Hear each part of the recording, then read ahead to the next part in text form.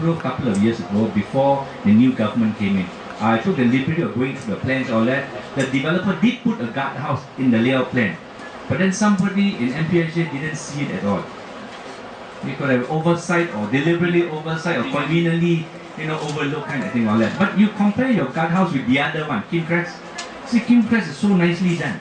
They had got a visitors bay, rather than your place. Car come in, visitors come in, and then they get jammed. They jam the whole entrance there. Look at Kim Crest. They got a nice one. The other one that I've seen very well done is Lakeview. Lakeview also have got a nice guardhouse away from the main road. They've got about a few bays in front to allow visitors to park, register themselves, and then are able to access into the premises. Can this ever be made legal? Can this ever be made legal is a question. Something illegal difficult to be legal because if it's legalized now, personally my opinion is that if we legalize the area and somebody dies, there's an accident there, the local council is responsible for it. We are responsible for it because we approved it. The first thing is sue the idiot who approved, and the idiot turned out to be MPSJ. So therefore we are saying, they say you want to legalize it, there are alternative sites, So I think last year we came here with Stephen and a few more councillors, and we also invited several MPSJs, Pungara planning, all that to see. And we saw there's an alternative site down there. We thought that was good for you all. There was enough space, for visitor space, all that, and made recommendation that you can apply for TOL. But whatever TOL, whatever gated guarded cannot be applied by Mr. Chia alone. It must be a body. In this case, either a JMB body or an MC body in strata, or in your case, a resident association, RA. So your RA is legitimately registered with the Registered Society. RA shall apply for it. It is possible to apply. In fact, we have dwelt on this issue quite a while already. Except I think the stumbling block is the existing impending court case between Charles and Five Star, the developer, and Capital Land. It is, it's still in court, between these two parties fighting all that, and the main subject matter is the guardhouse. So does MPSJ want to put their finger and sort it out now, or RA get involved? I think RA was trying to avoid it for the time being first, until this court case gets settled or blown away, then only we'll intervene. Maybe I should qualify that. Okay, so we invite some more questions. If the relocation is the only way to make it legal, then who would bear the cost? I think we did discuss it along this way here. We did say that maybe get the developer to foot out part of the bill down here. After all, RA, I'm sure you can afford it. Each of you come up with a small, token sum, and then check out with the councillor, see how much you can donate to your fellow councillor. Donate some money lah. We'll do the work. You donate the money, councillor come up with some money, then we also bring up Gobind Singh. Yeah. See how much Gobind can come up. We all start to go there from this people. No, we heard from Adun also. Adun. Oh yeah, Adun. Even Adun. Adun, yeah, then not political. Then you got 3 tiers to go there. You got NP, Gobind. Then we have got the Adun, and then finally you have got Stephen. See how much Stephen you can come up with. Okay? Dalam politik president. And then the developer, I'm sure they would want to look good, for you all to legalize it. This is part of their basically, like I say, marketing PR process to come back and say, yes, I agree. I thank you all to invite me to cut ribbon. I'll come. I'll pay money. That's what they want. Get the developers to involve.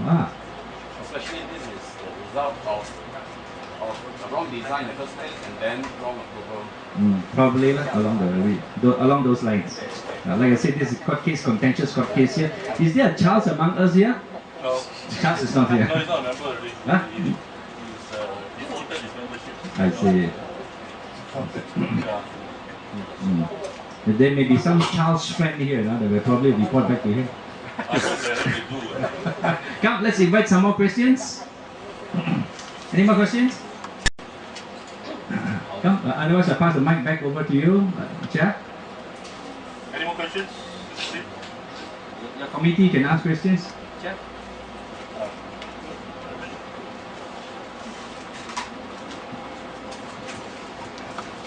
maybe I add on a bit to actually what Mr. Chang has been saying actually has been what we have been saying all along for the last almost a year since we took over in or actually became the chairman in March 2009.